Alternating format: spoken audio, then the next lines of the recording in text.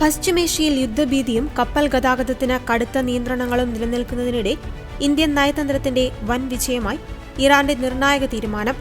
Hormuz കടലിടുക്കിൽ കുടുങ്ങിക്കിടക്കുന്ന Indian കപ്പലുകൾക്ക് ആശ്വാസമേകി പരിമൾ, പുഷ്പ എന്നീ 2 ഇന്ത്യൻ കപ്പലുകൾക്ക് കടന്നുപോകുവാൻ ഇറാൻ പ്രത്യേക അനുമതി നൽകി.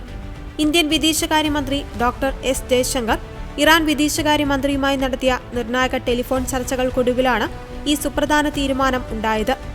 മേഖലയിലെ സംഘർഷാവസ്ഥയിൽ കപ്പലുകളുടെയും നാവികരുടെയും സുരക്ഷ ഉറപ്പാക്കണമെന്ന് ഇന്ത്യ ഉന്നയിച്ച ആവശ്യം ഇറാൻ അംഗീകരിക്കുകയായിരുന്നു. ഇരു രാജ്യങ്ങളും തമ്മിലുള്ള ദൃഢമായ നയതന്ത്ര ബന്ധത്തിന്റെയും പരസ്പര സഹകരണത്തിന്റെയും ഫലമായാണ് ഈ ഇളവ് വിലയിരുത്തപ്പെടുന്നത്. കഴിഞ്ഞ ദിവസം ഒരു ഇറാൻ നാവിക കപ്പലിന് കൊച്ചിയിൽ ഇന്ത്യ സുരക്ഷയും സഹായവും ഒരുക്കിയിരുന്നു.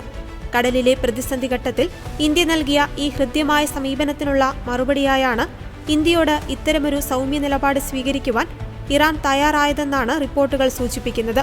ലോകത്തെ ക്രൂഡ് ഓയിൽ നീക്കത്തിന്റെ 20% കടന്നുപോകുന്ന ഹോർമൂസ് കടലിടുക്കിൽ ഇന്ത്യക്ക് ലഭിച്ച ഈ മുൻഗണന അന്താരാഷ്ട്ര തലത്തിൽ തന്നെ ശ്രദ്ധിക്കപ്പെട്ടിട്ടുണ്ട്. വരും ദിവസങ്ങളിൽ കൂടുതൽ ഇന്ത്യൻ കപ്പലുകൾക്ക് ഇത്തരത്തിൽ സുരക്ഷിത പാത ലഭിക്കുമെന്നാണ് പ്രതീക്ഷിക്കുന്നത്. അതേസമയം ഗുജറാത്തിലെ കട്ല തുറമുഖത്തേക്ക് വരികയായിരുന്ന കണ്ടെയ്നർ കപ്പലിനു നേരെ ഇറാൻ നടത്തിയ ആക്രമണത്തെ ഇന്ത്യ ശക്തമായ ഭാഷയിൽ അപലപിച്ചു. അന്താരാഷ്ട്ര കപ്പൽ ഗതാഗത പാതയിലെ സുരക്ഷയെയും സമാധാനത്തെയും ബാധിക്കുന്ന ഇത്തരം നടപടികൾ അംഗീകരിക്കാനാവില്ലെന്ന് ഇന്ത്യൻ വിദേശകാര്യ മന്ത്രാലയം വ്യക്തമാക്കി. മേഖലയിലെ വർദ്ധിച്ചുവരുന്ന സംഘർഷങ്ങൾക്കിടയിലാണ് വാണിജ്യ കപ്പലിന് നേരെ ആക്രമണമുണ്ടായത്. കപ്പലിലെ ജീവനക്കാരുടെ സുരക്ഷയിൽ ഇന്ത്യ ആശങ്ക രേഖപ്പെടുത്തി.